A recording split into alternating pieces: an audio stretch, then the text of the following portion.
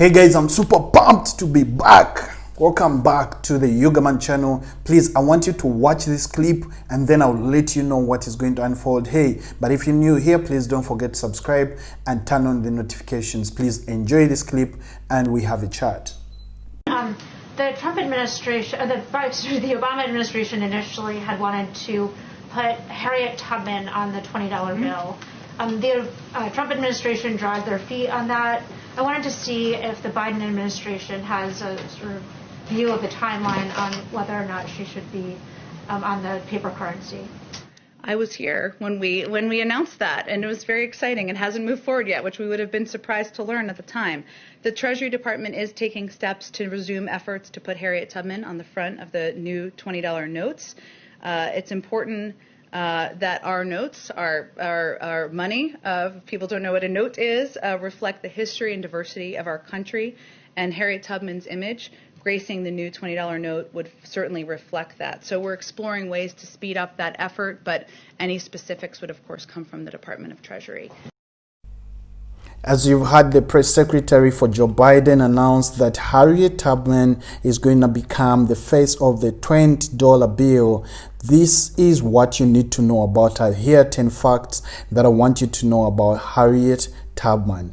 Tubman was born into slavery in eastern Maryland sometime between 1820 and 1821.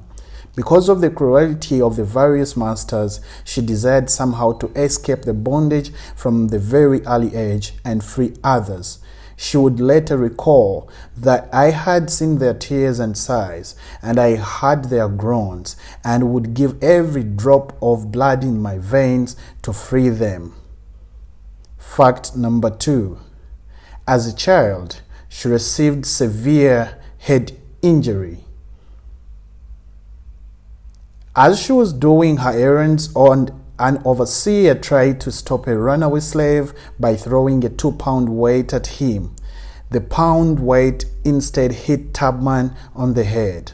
Tubman struggled with this injury throughout her entire life and often getting seizures as a result of that injury. Fact number 3. After escaping from slavery, she returned to Maryland in 1850 as an underground rail conductor. She chose to do after hearing her niece was soon to be auctioned off. She would go on a rescue over 70 other slaves until the outbreak of the Civil War, and she did not fail a single rescue. It was during this time she acquired her nickname Moses. Fact number 4. She employed numerous disguises on her first successful attempt to escape from slavery. She often would pretend to be a field hand by walking around with chickens or as a house servant when she stayed at the home of the abolitionist couple. One notable disguise she used was pretending to read a newspaper to allay suspicion. As she was known to be illiterate, she employed spirituals and songs as coded messages in her followers. Fact number 5. Tubman joined the Union Army as a nurse, but also acted as a scout and a spy behind the enemy lines. Despite her efforts and general fame, she was only able to acquire a nurse's pension after the war ended. Fact number 6. One of the most famous missions she took part in was the raid on Cambohi Ferry in Southern Carolina. During this raid, she worked with Union Colonel James Montgomery to free over 700 slaves at once. Fact number 7. At one point after the war, her financial situation became dire. She fell prey to a gold smuggling con.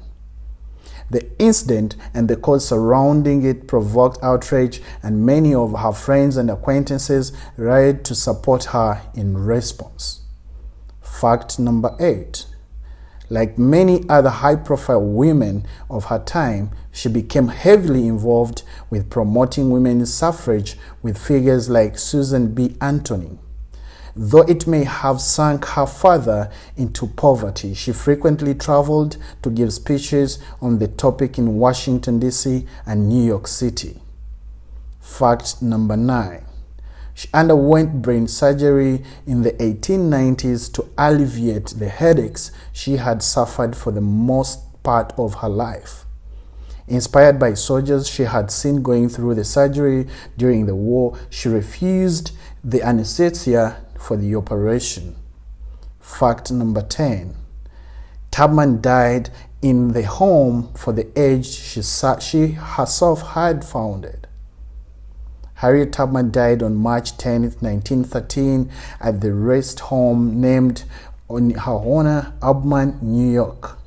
She was buried with military honors in the Fort Hill Cemetery of Auburn, which also included such figures as Secretary of State William Seward.